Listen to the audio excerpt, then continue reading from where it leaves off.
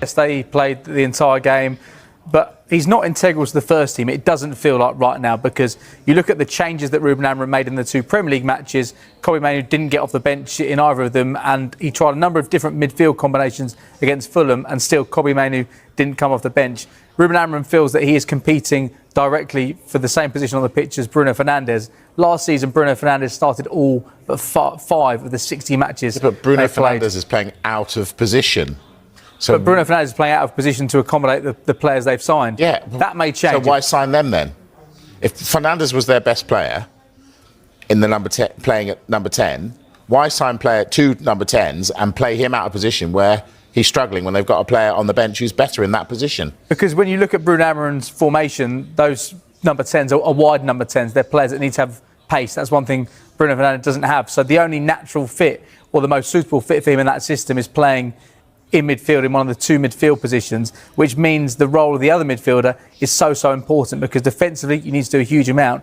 You need to be incredibly mobile, which is why it is slightly head-scratching when you see Casemiro play, but technically Casemiro is a brilliant player. Yes, physically he's not where he was when he was at Real Madrid at 26, winning all those Champions Leagues, but he is still a player technically who is incredibly gifted, and Ruben Amorim doesn't think that Mainoo can play that role that Casemiro does, and he doesn't think, whilst he's good going forward, is quite a good enough or the right profile to play in one of those wide number 10 positions. We know that there's a number of clubs in the Premier League and Europe who are interested in signing Mainoo, and we know that United, whilst they don't want to sell him, because of what I've said before about them struggling to sell players, would have to listen to suitable offers, because he's an academy graduate. Pure profit, that would be any money they bank on him, and that would give them more freedom potentially if he was to go now.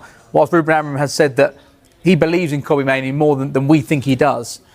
Whilst that's the case, if they get good money for him and they can sign a player who is suited to this system, then that's probably something that makes sense and something that United would have to consider. Yeah, well, we know that United did look at Brighton's Carlos Baleba to improve their midfield.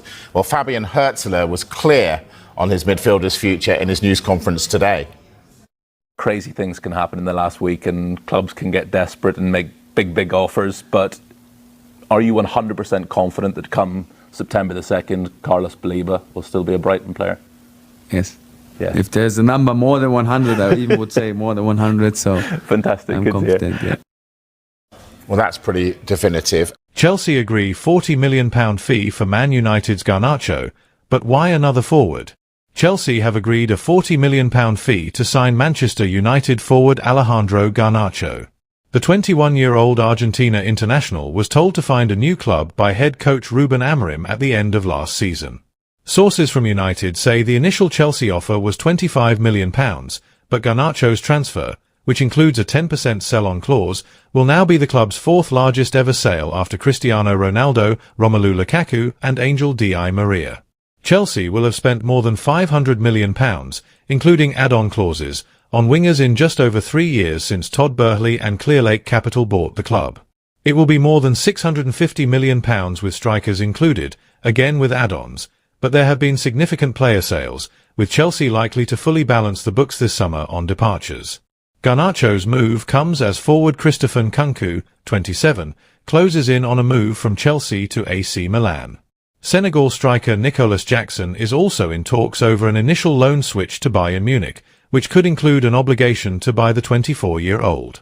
Player sales are important to Chelsea this summer because of UEFA sanctions, which included a fine of €31 million